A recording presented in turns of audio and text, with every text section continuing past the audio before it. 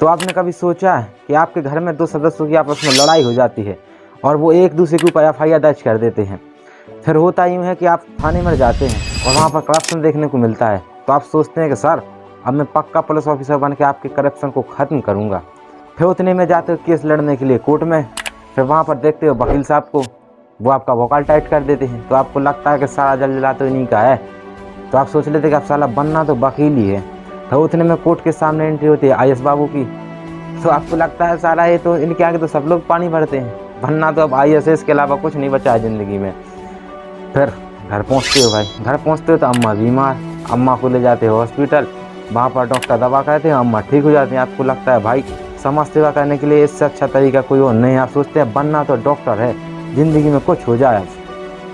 अब फिर उतने में देखते हैं कि डॉक्टर साहब मांगते हैं कि 3 लाख हो गई है फीस, तो आपके दिमाग में आता है ख्याल कि सारा तो खेल पैसों का है, अब भाई मैं बनूंगा तो बिजनेसमैन, क्योंकि पैसा नहीं है तो कुछ नहीं है। फिर ध्यान आता है कि जेब फटी हुई है भाई साहब, मतलब जिम में घंटा भी नहीं है, तो फिर क्या करोगे आप।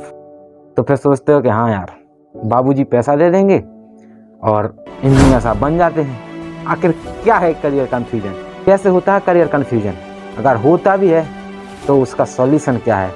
तो दिल थाम के बैठेगा, क्योंकि अब जिंदगी बदलने वाली है दोस्तों। यूजुअली करियर चूज करने की प्रॉब्लम आफ्टर 10th और 12th आती है, जब बच्चों को लगता है कि 10th के बाद कौन सी स्ट्रीम ले और 12th के बाद क्या ही करें जिंदगी में। लोग तो कहते थे 12th कर लो जिंदगी सेट है, क्या घंटा ही सेट है यहाँ पर। फिर हमारे अंदर सोचते हैं कि हमारे अंदर टैलेंट क्या है। अगर टैलेंट में आस्था आप भी रखते हैं तो आपका मिरेकल बुरी तरीके से टूटने वाला है, क्योंकि आप टैलेंट में आस्था रखते होंगे तो ये तो जरूर से राजी होंगे कि विराट कोहली सर के पास बहुत ज़्यादा टैलेंट है।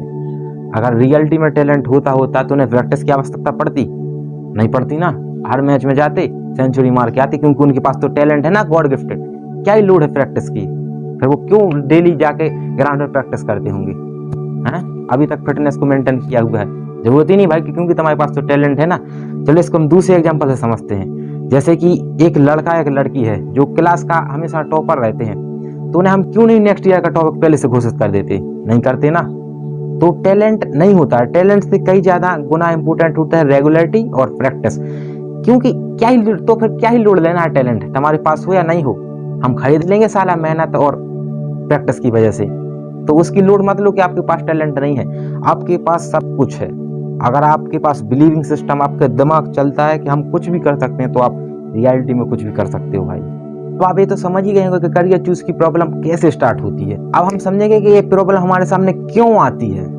तो हमारे इस करियर की कंफ्यूजन का मेजर कारण हमारे आसपास का एनवायरनमेंट है, जैसे कि सोशल मीडिया पर फिल्में, जिनमें ज्यादातर रोल पुलिस के, गुंडों के, बिजनेसमैनों के या डॉक्टर के होते हैं, जिससे लोगों के पास ज्यादा ऑप्शन नहीं बचे हैं कि हम क्या ही करें। सोशल मीडिया की इस चकाचौंध भरी दुनिया में, जहां पर एलवेज जैसे कोया गंदगी फैलाते फिर रहे हैं और वहीं पर धौरव भैया जैसे आदमी समेटते फिर रहे हैं, लेकिन ज्यादातर लोग हटकर नहीं सोच पाते हैं और एलवेज की पोटी को रोटी समझ लेते हैं। क्या ही करें हम उसमें। इसकी मेजर दूसरी प्रॉब्लम है हमारा माइंडसेट, जिसमें ये सेट हो गया है कि गोरा हो या काला हो, लेकिन छोरा सरकारी नौकरी वाला हो।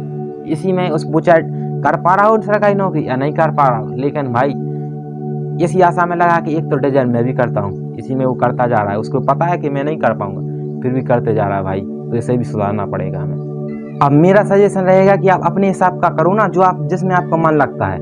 मैं 100% श्योरिटी के साथ कह सकता हूँ कि आप अपने आप से सवाल पूछ रहे होंगे कि भाई मुझे पसंद क्या है जिसकी वजह से मैं कुछ कर सकूं। चलो तो मैं आपसे एक सवाल पूछता हूँ, क्या आपको एक ऐसे खेल में इंटरेस्ट है जिसका ना तो आपको नाम पता है ना ही रूल्स। और असली सी बात होगी भाई कि आपको खेल बिल्कुल पसंद नहीं होगा, जिसका नाम ही पता नहीं है मुझे कैसे पसंद होगा खेलना, नहीं ना। तो आप कैसे कह सकते हो कि जो आपको चीजें हैं अपने अंदर उन्हीं में से इंटरेस्ट आए। कुछ ऐसे भी तो हो सकते हैं जो बाहर हैं दुनिया में, लेकिन आपको पता ही नहीं है। कितना ही नॉलेज होगा हम सबको यार इतनी बड़ी दुनिया में। तो ज्यादा से ज्यादा नॉलेज को एक्सप्लोर करो, जिससे आपको करियर ऑप्शन के बारे में ज्यादा से ज्यादा पता चलेगा। इसलिए सबसे अच्छी सजेशन है कि नॉलेज को गेन करते रहो हमेशा, जिससे एक न एक ऐसा प्रोफेशन मिलेगा कि आपको अंदर से आप आ जाएगी भाई मैं इसी के लिए बना हूँ। यार आप बिलीव करके देखो, इतनी बड़ी दुनिया में क्या ऐसी कोई एक चीज नहीं होगी जो आपको पसंद ना आए, कोई ना कोई पसंद आएगी ना।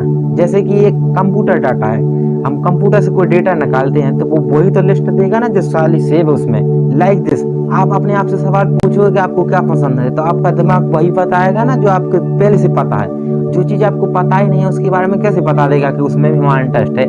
तो इसलिए ज्यादा से ज्यादा नॉलेज को गेन करो ताकि आपको अपने ज्यादा ज्यादा करियर ऑप्शन को ज्यादा चूज करने में मदद मिलेगी। तो हमारा सबसे अच्छा सजेशन है कि एजुकेशन गेन करो। एजुकेशन कभी लिमिटेड नहीं है, सो हम क्यों लिमिटेड लगा रहे हैं अपने ऊपर के इतने से अलावा हम कुछ नहीं कर सकते। सो आई होप कि आपको इस वीडियो से कुछ ना कुछ तो सीखने को मिला होगा। और वीडियो हम जानबूझ के भी कुछ लंबी बनाना चाहते थे लेकिन बना ही नहीं सकते यार, क्योंकि ड्यू टू सम रीजन यार उस। लेकिन आने वाले समय में हम फेस टू फेस बात करेंगे, लेकिन उससे पहले वीडियो को लाइक और चैनल को सब्सक्राइब कर दो। मिलते हैं नेक्स्ट वीडियो में। जय हिंद दोस्तों।